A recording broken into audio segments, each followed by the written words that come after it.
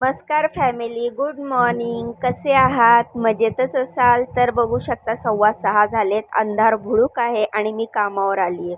एवढा अंधार असतो ना, आणि का माहिती का, आजकाल स्ट्रीटवर आहे ना, म्हणजे रस्त्यावर खूप लवकर पहाटेच लाईट बंद करून टाकतात आणि त्यामुळे गाडी घेऊन येताना कधी कधी भीती वाटते, कारण रस्त्यावर असतो अंधार भुळूक. तर आजकाल आहे ना, पहाट व्हायला म्हणजे सकाळ उजडायला, दिवस उजडायला खूपच वेळ लागतो. थंडीमुळे होतं असं, पण लाईटी का बंद करतात काय माहिती. मुंबईसारख्या सिटीमध्ये जोपर्यंत अंधार आहे तोपर्यंत तर रस्त्यावर लाईट असल्या पाहिजे ना. पण इथे ना सकाळी मला वाटतं 6 वाजले की लगेच लाईट्स बंद करतात, त्यामुळे रस्त्यावर अंधार असतो. जाऊ द्या, ठीक आहे. पहिल्या घरी कामावर पोचली आणि इकडे बनवली मस्तपैकी भेंडीची भाजी. कांदा घालून भेंडीची भाजी बनवली, खूप सारी कोथिंबीर टाकली. बघा किती मोकळी मोकळी आणि अजिबात चिकट नाही आहे ही भेंडीची भाजी. तर अशा प्रकारे ही भेंडीची भाजी बनवली. त्यानंतर नाश्त्यासाठी बनवले मस्त गरमागरम महाराष्ट्रीयन स्टाईलचे पोहे. कांदा, बटाटा, शेंगदाणे, मिरची आणि खूप सारी कोथिंबीर टाकून हे मस्तपैकी आपले महाराष्ट्रीयन स्टाईलचे पोहे बनवलेले आहेत. खरं तर इकडे व्हेजिटेबल पोहे पण बनवतात, पण त्या सरांना माझ्या हातचे हे आपले महाराष्ट्रीयन स्टाईलचे पोहे खूप आवडतात. त्यानंतर गोल गरगरीत मऊ अशी तूप लावलेली आज चपात्या बनवलेल्या आहेत. तर बघू शकता तुम्ही किती सॉफ्ट अशा चपात्या आहेत.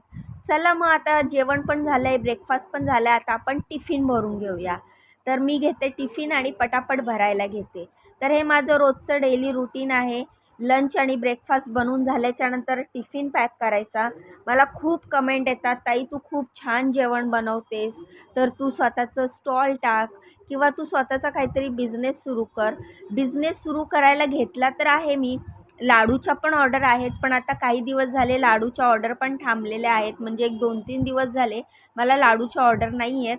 पण मागे मला खूप लागोपाठ ऑर्डर होत्या.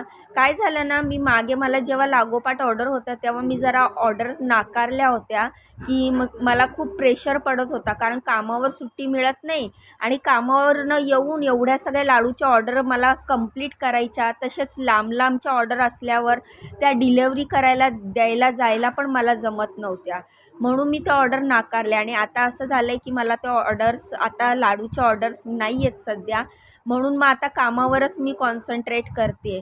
काय माहिती आहे का मंडळी, आता तुम्ही पण माझी फॅमिली आहात, म्हणून मी सांगते, यश हे आहे ना, हे मला खूप म्हणजे आसानी से नहीं मिलता है. म्हणजे मला जे पण काही मिळतं ना, प्रत्येक गोष्टीसाठी मला खूप तरसावं लागलं आहे. जन्मापासून असंच घडतं आहे माझ्याबरोबर. एखाद्या गोष्टीच्या मी खूप मागे लागते ना, तर त्या गोष्टीसाठी मला खूप तरसायला लागलं आहे. लहानपणी मला एक एक गोष्टीसाठी, म्हणजे कपडालत्ता असू दे, चप्पल असू दे, बॅग असू दे, वह्या पुस्तकं असू दे, इवन पेनसुद्धा असेल तरी मी एक एक पेनसाठी सुद्धा तरसलेली आहे. मोठी झाल्याच्यानंतर एक एक गोष्टींसाठी मी तरसली आहे. त्यानंतर आता पण मी एवढे वर्ष, एवढे दिवस झाले, एवढे महिने झाले मी यूट्यूबवर स्ट्रगल करते, पण आत्ता कुठे जाऊन हळूहळू मला यश मिळतं आहे. तर यश आहे ना, मला खूप सोप्या पद्धतीने कधीच मिळालं नाही. म्हणतात ना नशीब, म्हणजे मला खूप प्रयत्न करावे लागतात, खूप कष्ट करावे लागतात आणि तरीही मला यश मिळत नाही. बहुतेक असतं ना प्रत्येकाचं नशीब. आता तुम्ही नशिबाला मानता का नाही माहीत नाही मला, पण मी खूप, माझा विश्वास आहे देवावर, नशिबावर. तर मी खूप असं, आपण बघतो ना स्वतःवर कधी असा विचार करत राहिलो तर आपण असा स्वतःबद्दल विचार करतो ना, की काही लोकं बघा यूट्यूबवर येतात, 1-2 महिन्यामध्ये त्यांचं चॅनल मॉनिटाईज होतं, त्यांना सफलता मिळते. एखाद्या व्यक्तीने एखादा बिझनेस उघडला, आता आपण यूट्यूबवर, इंस्टाग्रामवर बघतो, कोणी केकचा बिझनेस करतो, कोणी लाडूचा बिझनेस करतं, कोणी ज्वेलरीचा बिझनेस करतं, कोणी कपड्याचा बिझनेस करतं. महिना, 2 महिने, 4 महिने, 6 महिन्यामध्ये त्यांचा बिझनेस अपग्रेड करतो, त्यांचा बिझनेस मस्त चालायला लागतो. पण माझ्यासोबत असं होत नाही. देवाने आहे ना माझ्या आयुष्यामध्ये खूप कष्ट लिहिलेले आहेत आणि त्यामुळे खूप जास्त कष्ट केल्याशिवाय मला सफलता मिळत नाही आणि हे माझ्या बाबतीत खूपच घडतं. त्यामुळे कधी-कधी आहे ना मी अशी निराश होऊन जाते, हताश होऊन जाते, की मला असं वाटतं, की देवा मी एवढी कष्ट करते, माझ्या परीने मी प्रामाणिक प्रयत्न करते, पण मग माझ्या कष्टांना यश का मिळत नाही? आता हे कामाचंच बघा, तिसऱ्या कामाबद्दल मला किती विचारत होते, ताई तुझं तिसऱ्या कामाचं काय झालं? बरं त्याचं तुम्हाला क्लिअर करते.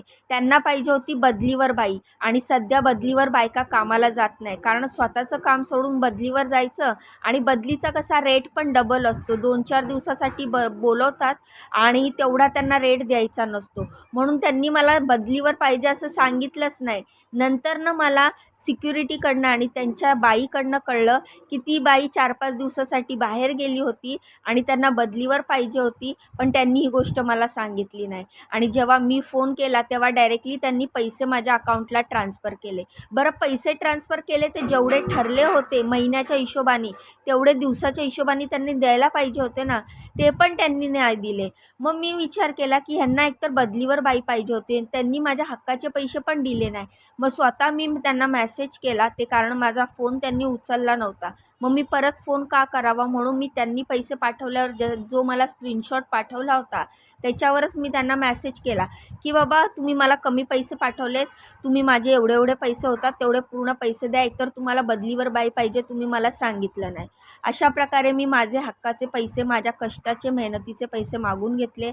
आणि आता नंतर मला माझ्या कामावरच्या ताईंनी सांगितलं आहे की रीमा तुम्ही कामासाठी कुठेही विचारायला जाल तर आधी असं क्लिअर करा की तुम्हाला बदलीवर बाई पाहिजे का परमनंट बाई पाहिजे, कारण बदलीवर आजकाल बायका कामाला जात नाही. बरं पहिल्या कामावरनं आली, दुसऱ्या कामावर पण पोचली बरं तुमच्याशी गप्पा मारत मारत. तर दुसऱ्या कामावर पण माझा स्वयंपाक झालेला आहे. आता बाकीचं आवरायला घेते. तर टोमॅटोची चटणी बनवली, डाळ बनवली, भात बनवला, चपात्या बनवल्या. तर असं असतं कधी कधी आहे ना, म्हणजे ठरलेलं असतं की लंच आणि ब्रेकफास्ट, चपाती भाजी आणि ब्रेकफास्ट, पण हळूहळू काय करतात ना पूर्णच काम अंगावर टाकतात. म्हणजे पूर्ण स्वयंपाक, भरपूर सारी भांडी.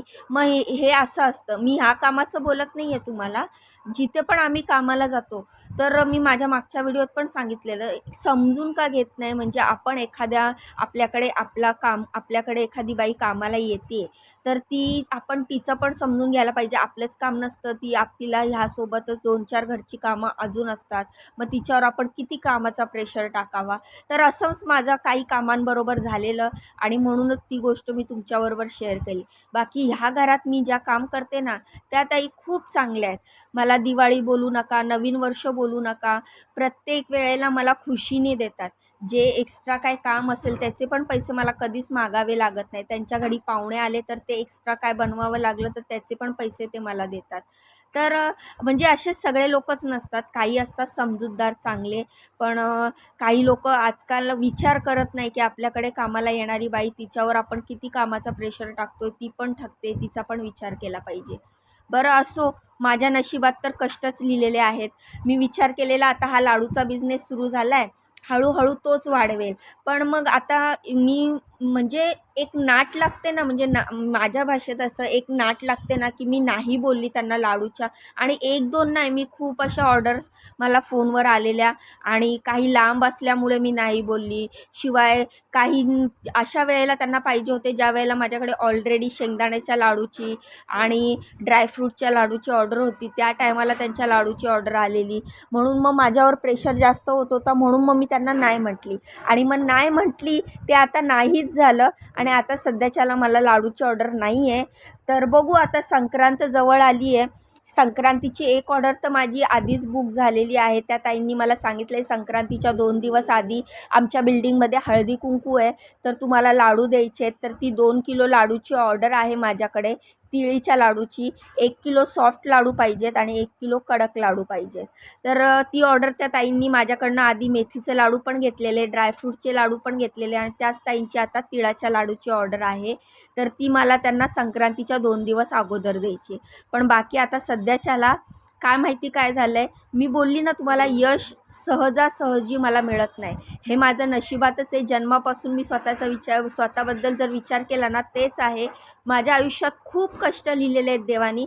पण असो, जे काही आपल्याला मिळालं आहे त्याच्यात आपण सुख मानलं पाहिजे, आनंद मानलं पाहिजे. तर असा होता हा आजचा छोटासा व्हिडिओ. कसा वाटला कमेंट करून सांगा. व्हिडिओला लाईक करा, चॅनलला सबस्क्राईब करा. बाय.